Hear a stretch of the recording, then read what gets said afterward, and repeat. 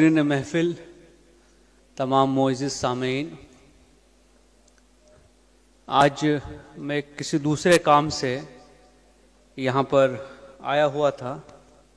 मुझे इस मीटिंग के बारे में इत्तला मिली और मुझे लगता है कि इस्लाम जिमखाना अब जिन उसूली चीज़ों की तरफ जा रहा है, ये एक इंटरटेनमेंट का ही सेंटर नहीं है, बल्कि एक थॉट प्रोसेस के शुरू होने के सेंटर अब ये बनता जा रहा है। उसमें ये जो टॉपिक है ना, ये बहुत ही अहम है। इसका दर्द शायद हमको इसलिए नहीं मालूम होता है कि हम में से कोई शख्स जेल गया नहीं है, और खुदा ना करे कि कोई वक्त आए कि हम में से कोई शख्स या हमारा कोई अजीज़ जेल की या हवालात के सलाखों के पीछे पाया जाए। मगर उस कर्ब को बयान करना नामुमकिन है, उस जिल्लत को, उस रुसवाई को बयान करना नामुमकिन है जो कि किसी शख्स के अरेस्ट होने पे उसको महसूस होती है। हम वो बदकिस्मत लोग हैं जिनकी तादाद जेलों में उनकी आबादी का जो तनासुब है, प्रोपोर्शन है, उससे कम से कम दोगुनी है। आप किसी पुलिस स्टेशन में चले जाइए, किसी भी वक्त चले जाइए, हर पुलिस स्टेशन में एक अरेस्ट लिस्ट होती है। आज कितने लोग अरेस्ट हुए, किस मैटर में अरेस्ट हुए, नाम पढ़ लीजिए, मुझे आगे बताने की जरूरत नहीं है।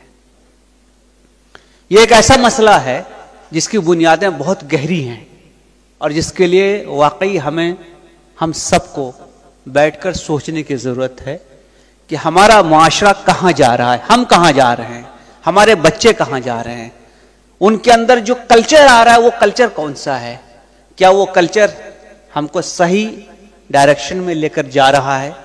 लेकिन आज का जो मसला है वो है कि वो लोग जो बदकिस्मती से जेलों में बंद हो गए, शायद कम लोगों को मालूम होगा कि करीब आज से 12-13 साल पहले 2008 में, जहां तक मुझे याद पड़ता है, क्रिमिनल प्रोसीजर कोड CRPC जिसके अंडर में ट्रायल चलते हैं, उसमें एक अमेंडमेंट आया है।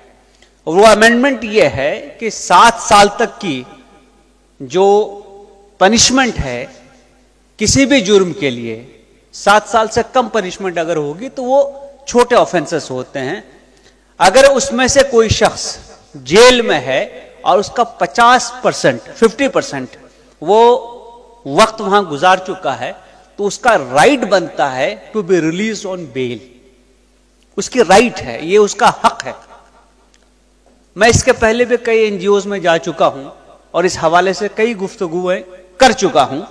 तो हमने हमेशा ये सजेस्ट किया है कि सबसे पहले वो लिस्ट निकालो, उनको छोड़ना जरूरी है। एक प्रोसीजर होता है जिसको पूरा करना है, वो प्रोसीजर अगर हमने पूरा कर लिया तो वो बेल आउट हो जाएंगे। इसको करने में ज्यादा मुश्किल नहीं है, इस लिस्ट को निकालने में भी बहुत ज्यादा तकलीफ नहीं है। आप एक राइट टू इंफॉर्मेशन में मांग लीजिए जेलर से, वो आपको बता देगा कि ये आदमी जेल में कब आया, कितने दिन हो गए, कौन से केस में है, कौन सी सेक्शन लगी है, और कोई भी शख्स उस सेक्शन में क्या मैक्सिमम पनिशमेंट है उसको देख सकता है। 50% करने में बहुत ज्यादा अलजबरा की जरूरत नहीं है, हम में से हर शख्स उसको कर सकता है। सवाल इस बात का नहीं है कि कितने लोग जेल में बंद हैं, सवाल इस बात का है कि क्या हमारा ज़मीर जिंदा है। यह सवाल हमको उसको नहीं, खुद को पूछना चाहिए। इसके पहले भाइयों ने जो तकरीर की, मैं उसको दोहराना नहीं चाहता, मैं सिर्फ एक पॉइंट की तरफ इशारा करना चाहूंगा, यही इस्लाम जिमखाना है। आप सबको मालूम है कि शादी के लिए बुकिंग का क्या रेट है यहां पे, मुझे बताने की जरूरत नहीं, ऑफिस नीचे है। जिन भाई को मालूम नहीं जाके ले लें।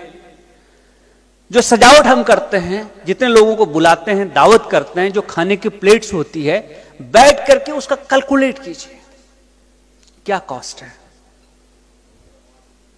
मैं कहता हूं 10% उसका निकाल दो, 10% मेहमानों की यादी कम करो, कुछ फर्क नहीं पड़ता है। जो लॉकडाउन में शादियां हुई, क्या वो नाकाम हो गई हैं? जिसमें 20 लोग गए, 30 लोग गए, 50 लोग गए, क्या वो लोग खुश नहीं है? वो लोग जो कोर्ट मैरिज करते हैं उनकी शादियां नहीं चलती हैं। तो इतना बड़ा इंतजाम करना क्यों जरूरी है? यह सवाल क्या हमने अपने आप को पूछा है? और अगर ये पैसे बचेंगे तो क्या ये लोग अंदर रहेंगे? और इसमें कोई मजहब मिल्लत की तफरीक नहीं है, इंसान है, इंसान के लिए हमने कोशिश करनी है। लिस्ट निकालिए कौन कितने साल से है, जो सबसे ज्यादा वक्त से है, हम पहले उसको लेंगे।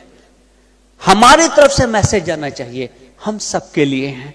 जिस दिन हमने ये मैसेज कन्वे किया, सब लोग हमारे लिए भी होंगे, ये तफरीक मिट जाएगी।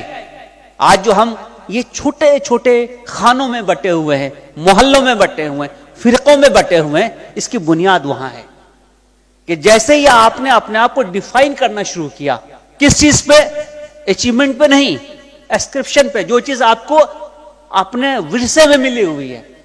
मैं मुसलमान हूं, विरसे में हूं। मैं एक कम्युनिटी से बिलोंग करता हूं, विरसे में हूं, उसमें मेरा कोई कंट्रीब्यूशन नहीं है।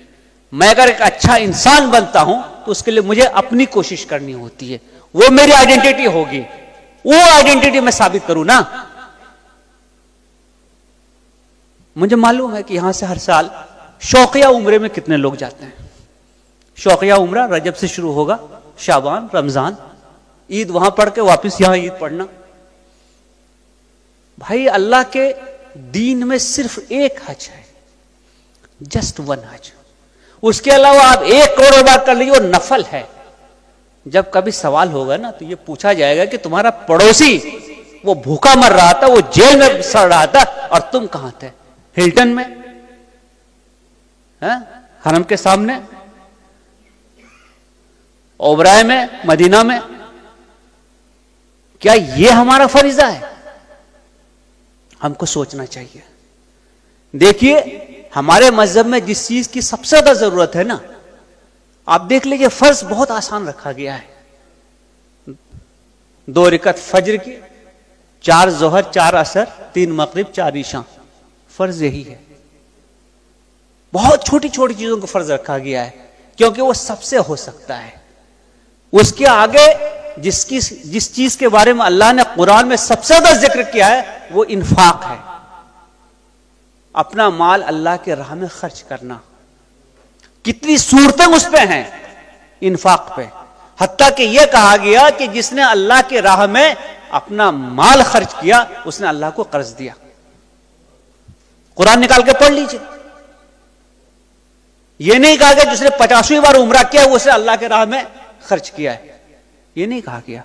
यह नहीं कहा गया कि इतना बड़ा अफ्तार का अरेंजमेंट कर दिया मैंने तो बहुत अच्छी बात कर दी।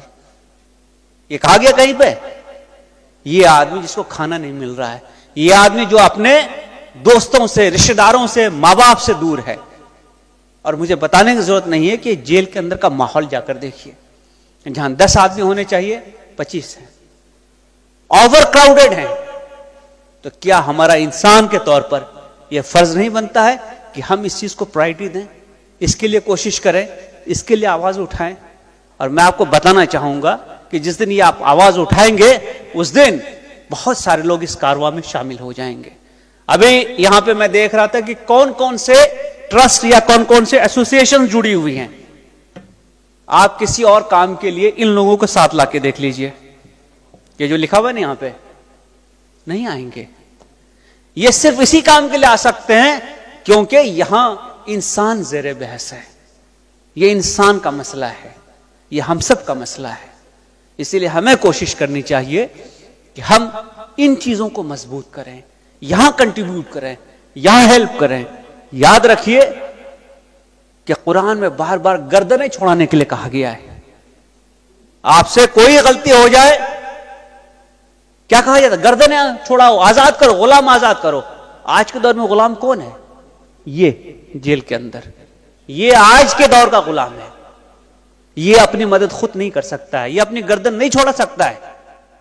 अगर हमने कोशिश की तो उसमें से जितने लोग निकल सके, ये मैं समझता हूं कि इंसानियत की सच्ची खिदमत होगी। और यही हम सब का शियार होना चाहिए, तौर तरीका होना चाहिए। हमारी सोच में यह बात आनी चाहिए।